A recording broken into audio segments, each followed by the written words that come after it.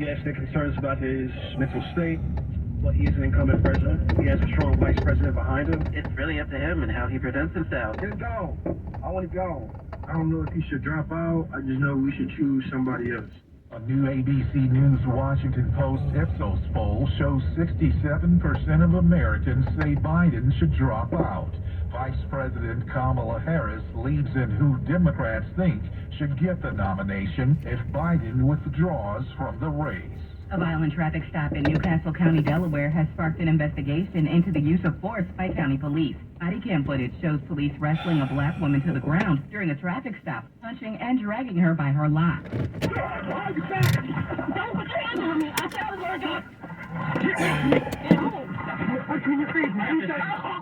The officer says the brutal arrest was over her making unsafe lane changes, having a suspended tag, and no insurance. Shine My Crown reports the Police Accountability Board will review policies, training, de-escalation practices, and cultural competency in light of the incident. The NAACP is calling for a federal investigation into the prosecution of a black man in Holly Springs, North Carolina, for a series of pellet gun shootings in 2020 and 2021. Anderson Atwater has maintained his innocence. The shootings targeted cars and no one was killed.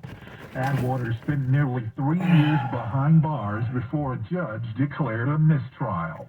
WRAL reports the NAACP argues key evidence that would have proved Atwater's innocence was mishandled.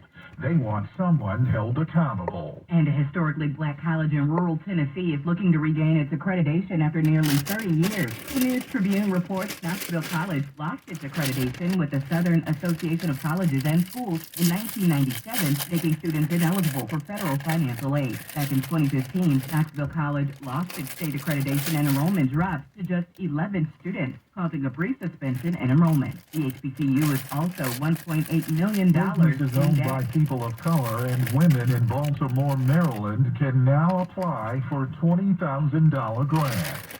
Black Enterprise reports the money comes from a $2 million Baltimore gas and electric investment. Small businesses in the service area of the utility can apply to the BGE Energizing Small Business Grant through Friday, July 12th. The program has awarded $13 million in grants to help small businesses since 2021. I'm Trey Thomas, along with Bree Wood, on your home for 24/7 News, the Black Information Network.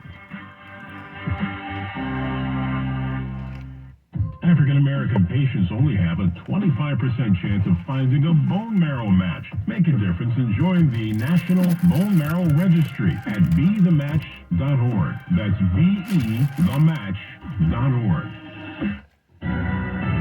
Black news, black podcasts. This is the Black Information Network. The Bay Area's BIN 910. Your money on the Black Information Network. When it comes to the top state in the country for business, Virginia is knocking North Carolina off the throne. CNBC is scoring all 50 states using 10 broad categories of competitiveness to rank the top states for business in 2024. The top 10 states include Virginia, North Carolina, Texas, Georgia, Florida, Minnesota, Ohio, Tennessee, Michigan, and Washington. This year's study includes new metrics on infrastructure and the artificial intelligence revolution. It also looks at things like housing affordability, the growing insurance crisis, education, quality of life, and of course, the cost of living. Meanwhile, multi-generational living arrangements are increasing in the U.S., and the data says that may be a good thing. A Harris poll found that 45% of adults in their 20s are living with their parents. While this might initially seem like over-dependence among the generation, it is actually beneficial for all parties. The boomerang kids are contributing to household income and household labor. So if you are 20-something and living with mom and dad, how much of those monthly bills are you paying? Money News, I'm Nicole Deal on your home for 24/7 News, the Black Information Network, and BINnews.com. Your story is our story. The Black Information Network.